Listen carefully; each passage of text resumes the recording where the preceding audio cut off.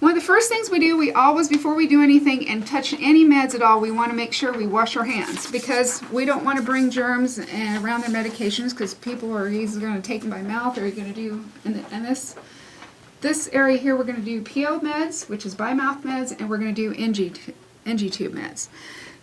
So we want to make sure we wash our hands to prevent spread and infection. Now the next thing we need to do, we need to check our doctor's orders against our medication administration record. So today, because I am administering, I'm going to be administering digoxin, which is a heart medicine. You don't need to know about the medicine because you haven't had pharmacology yet. And I'm going to be administering 0.25 milligrams, so I have to make sure that I have the right drug. I have to make sure the right dose is on here. The right route, it says PO by mouth, and every day. And it's scheduled for 9 o'clock. So I'm going to make sure that I have everything's correct in the doctor's. Also, we're going to talk about sublingual meds, and I'm checking to make sure I got the right sublingual med. If we need to give it, nitroglycerin 1/150, 1 tab PRN, and this is sublingual for chest pain. May repeat 2 times more, 5 minutes apart. Okay, so after I check that, another thing I'm going to check is make sure that I check allergies. So for the patient, and this patient is allergic to penicillin, and it also said on the top of his medication record. Now most of the hospitals you're going to, they will actually have a electronic record for medication administration, and so you'll be able to pull up the patient's name and identifiers such as date of birth, also medical record number as well. Okay, usually on the facility what you can do is you can give the medications either 30 minutes before or 30 minutes after. So I'm going to go and look for my medication here and make sure. Now there's 3 checks that you have to do. They're called 3 administration checks. The first one is you're going to check and make sure as you pull the medication out, you're going to look, and I'm going to make sure I have the digoxin here, and 0.25 milligrams PO, and that's every day, and I'm going to put the digoxin out right next to my MAR, so I know what I'm given. And it is due at 9 o'clock. Now the rule of thumb is, like I said, 30 minutes before or 30 minutes after. So check your agency policy, because some agency policies at nursing home, because they're giving medications to about 40 people, that you have an hour before and an hour after to be able to give their medication window. Okay, once I pull the medication out, I want to know things about the medication. I can't just go give it. So one of the things I'm going to do is look up in my drug book. I'm going to look up in my index, I'm going to look for my digoxin, and after, pretty soon all medications are going to go to the generic names, and state boards changing that to that because of all the state boards being the same everywhere, and in Canada they only use generic names, so I just forewarn you that we're going to generic names.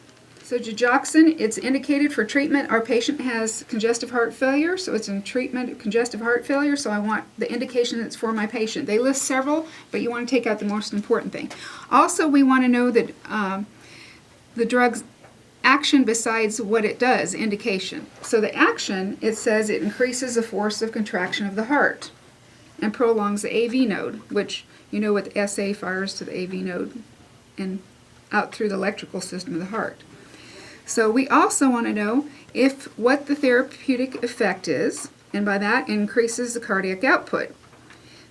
So we looked that up, we know that's what's going to happen, and the time that the medication works, its onset is 30 minutes, so it starts working in 30 minutes, anywhere from 30 to 120 minutes, and it peaks in 2 to 8 hours, and it lasts 2 to 4 days in the system. So we need to know that too as well. Because why do we need to know an onset? Because we have to go in and check our patient within that time frame, like the 30 to 120 minutes, to make sure they're not having any like dizziness, things like that.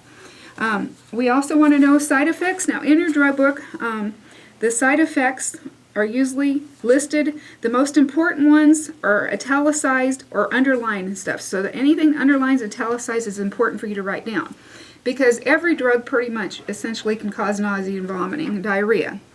But this thing, since it causes slow heart rate, because it increases the pumping ability and slows the heart rate, you need to make sure you know that too as well, because you're going to check pulse. You need to know any interactions with any foods or medications. Again, those be bolded, so those are things that you want to make note of. And any nursing implications. So nursing implications for this drug, because it slows the heart rate, you want to take the BP, and you want to check the apical pulse. And if it's below 60, you want to hold the medication. So we want to make sure that it's all written down there. And of course, the other thing is to make sure the dose is appropriate. And it says here that 0.25 milligrams is within the normal range. Okay, so we looked up our drug. I made myself a little note of all those things the night before when I came and looked up my medication. And again, I'm going to check. I looked at this. I'm going to check again. I'm going to check this medication, make sure I got the right drug, which is against on the medication record. I got the right dose. It's the right route, and I'm giving it the right time. And I'm going to put this in the cup. I'm not going to take it out of the cup. And my cup, I'm going to make sure I mark on here blood pressure and pulse, because I need to take the blood pressure before I give this medicine and pulse, and I don't want to give it. And I'm not going to take it out of the package, because if I get to the patient's room, the patient might say, "What am I taking?" And since you're new and giving medications, and the patient's heart rate might be low and you're not giving it, so you don't never want to take it out of the package until you get ready to give it to the patient. Okay, so I'm going to make sure it hasn't expired, and I'm going to not touch the medications. Now, I don't have to do any calculations on this one, but if I had to do calculation, this would be the time to do my calculation. Okay, so I'm getting ready to go into my patient's room. I did all my preliminary checking. Nursing. Hi, good morning. My name is Mrs. Kyle, and I'm your nurse today. And can you give me your name and date of birth, please? Okay, Mrs. Pierce, you're Justine Pierce. Okay, looks like you just had a baby here. And Justine, can you give me, and what's your date of birth? 10/3/1960. And are you allergic to any medication? Okay, such as allergic to penicillin. So therefore, I'm going to make sure. Now, Justine, we're giving you digoxin. Do you know? Are you familiar with the medication that you're giving? Or you're taking? You do? Oh, okay. It's good for the heart rate. It increases pumping of the heart. Now, if she did not know what her medication's for, then one of the things you would tell her, you would say, okay, this medication increases the pumping action of your heart and it slows the heart rate. You don't want to go into and say, oh, by the way, this is going to increase your cardiac output. It causes positive inotropic, chronotropic effects. They'll be like, what? What are you talking about? They won't know. So you want to make sure that you do that. All right, and then you want to make sure that you set your patient all the way up. Put their head of bed.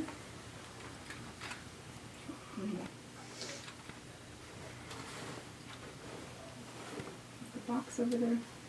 Oh, you see the head. There's a box. That push the button. There's a box. So you lift over their head. But now this is the controls the heart rate and stuff.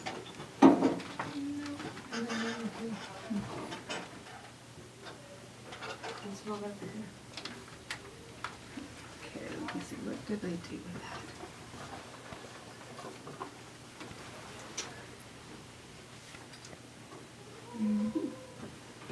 There's some cleaning in here and I can't find the box. But you want to make sure you put the patient's head of bed all the way up, and so if they're taking medication, I told her what it's about, and then, of course, I'm going to make sure I have my medication here. I'm going to put it in a... Okay, Miss Pierce. Now, I don't have to wear gloves when I administer medication. I can just pop it out into my cup here. Make sure they do that. Make sure they're sitting up in high Fowler's position, and then I'll give her the medication, and she can take the medication and make sure in high Fowler's position that she can drink her fluids. And never leave meds at the bedside. Never leave it unattended. Now, of course, before I started, I mentioned I would take the apical pulse, and you all know how to take the apical pulse, and listen for 60 seconds, and I would have held it if it's below 60. Now, you have to really watch the patients because they would actually cheek the medications. Some patients will stick it here and they'll hold it and they won't swallow. So you always want to watch your patient. Another thing is, Mrs. Pierce, I'm going to be back in about 30 minutes, and I'm going to check and make sure that you are not having any side effects. It's untoward. Okay, when I get done with this, I'm going to go ahead and document all medications on the MAR. So I'm going to go over here. We'll say her apical pulse is, I'm going to draw a line underneath the MAR here, underneath the time, so 9 o'clock. And I'm going to put my initials. And then I'm going down here at the bottom of the page and sign my initials. And then next to signature, I'm going to sign my first name, first initials, last name, and then RNCU. And as a student, you would write SNCU. Okay. Any questions on oral medications? Okay, now let's talk about some variations of medications. When you have different medications that you have to take for, one of the things is you can also score medications.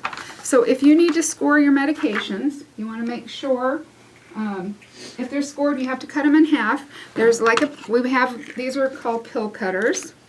And you can put it in your thing there, make sure. You can line it up. There's a triangle in the top here. You can line it up. And then you can just push this down. It has a razor blade in top and put this down and it will cut your pill in half.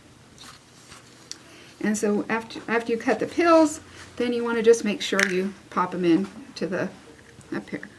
So that might be, and only pills that actually has lines down them can be scored. Another one is you never want to crush any medication that is extended released, long acting, time release, because if you crush them or you cut them up, what happens is they're designed to give medications over a longer period of time. And if you cut them up, what happens, they're going to get that whole dose at one time. So make sure you don't do that. Some patients can't swallow medication, so what you're going to do is you're going to cut these pills, you're going to actually take these pills and you're going to put them in thing with 2 cups and you're going to actually crush them and use a pill crusher. So when you do that and you crush them up, then of course I'd have another paper cup on top of them, and then you can go ahead and mix, like with the medication you can go and mix applesauce pudding like that and give to the patient too as well. The other thing that you're going to need to know is you're going to have to make sure if you give like a sublingual med. This is called nitroglycerin. It's to dilate the vessels, coronary arteries. And what happens is when you give these medications, they look like little pills that look like, I can pass this around if you want, everybody wants to see what they look like. But those particular pills go underneath the tongue because they're sublingual medication. So they go underneath the tongue, and the core vessels is what actually absorb them underneath the tongue. So it goes right into the bloodstream. Now, if you also have a buccal medicine, what you do with the buccal medicine is the buccal medicine is absorbed in the cheek. So you want to give that between the teeth and the cheek too. So you can pass this around, you can see what sublingual med looks like. They're usually pretty small like that. The other type of med that you need to know how to do and take care of is liquid medication. So if you have something like Maalox, one of the things is you always have to make sure you shake. You have to go ahead and shake the bottle to make sure it mixed up. Check your expiration date. Now when I put my cap on, I want to make sure I put the bottle cap with the top facing up like that. And if I'm going to pour, I'm going to put it on a flat surface at eye level. I'm going to make sure I put my hand or palm over the label because I don't want to pour over the label and it gets really nasty. So that's why I want to keep my palm over the label. And so I have 30 milliliters of liquid that I'm pouring. So I want to make sure that I put it there like that. And I'm going to put the lid on. And I'm going to make sure that I have 30 milliliters. So that is to do the liquid measure if you have liquid medication. Now the last medication I'm going to show you if you have to do NG tube medication. Now one of the things with NG tube medication, before I use the stethoscope on it, I have to check, there are certain things I have to check with my patient. First of all, I want to make sure with my NG tube medication that I have check placement. Does everybody remember how to check placement? And how to check residual? The one On the NG tube? little swoosh test. aspiration. Yes. One of the first things I have to do is I have to make sure, one of the things to make sure it's in place, that I make sure they the patient, Miss Pierce, are you doing okay? I want to make sure she's able to talk. But that's the least reliable method, so I have to check placement that way. I also need to check, and I need to put about 5 to 20 milliliters of air. And I'm going to put the air in the plastic part only, not into the air vent. And I'm going to listen to the left upper quadrant. And I'm not going to put my stethoscope on the patient. I cleaned it before I listened to them. So I'm going to put left upper quadrant.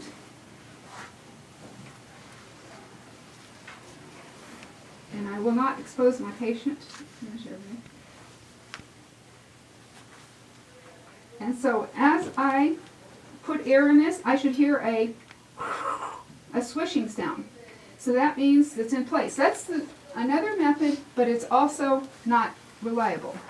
The third method that I can use is I need to check pH. So I'm going to pull a little bit back, and I'm going to check on a pH strip and make sure the patient, and to see if it's acid. It should be about between 1 and it's usually between 1 and 3, but it has to be less than 5.5. So I put this on a pH strip and make sure it was correct. The other method is, which is the most reliable, is chest x-ray. I need to make sure, before I put any meds or anything in the patient, I need to make sure they have a chest x-ray. So how am I going to give medication to the patient? Remember that I had taken and chopped up the medication. I crushed it. So what I'm going to do is each medication has to be given separately. So what I'm going to do is, first of all, I'm going to draw up about 15, anywhere between 5 and 10 milliliters, because I'm going to give probably a total of 50 milliliters of water. I'm going to flush it through the tube. Once I check placement, I'm going to make sure I flush it through. Now, if the patient is hooked to NG suction, one of the things I'm going to do is I'm going to make sure I turn off the suction. Because if I give medication or water, what's going to happen is it's going to suck it right out, and it's not going to stay. It's going to be right in the canister there. So I want to make sure that the suction's turned off and it's disconnected. So I'm going to flush with about 5 to 10 milliliters of water. Okay, I'm going to flush it. Then I'm going to take and mix about 5 to 10 milliliters of water with the medication and stuff. I'm going to give each medication separate. So then I'm going to draw up, after I mix it up with the water, I'm going to draw up another 5 to 10 milliliters with the medication in. I'm going to give it kind of slow, steady pace. And then I'm going to follow up with about 5 to 10 milliliters of water afterwards. Okay? Now, if I had another medication in between, I'd flush it, then I'd give the other medication, and then I'd flush it again. You're never really supposed to mix two medications because it can decrease the potency, or it can work against as action against the other medication. So you always want to give them separate.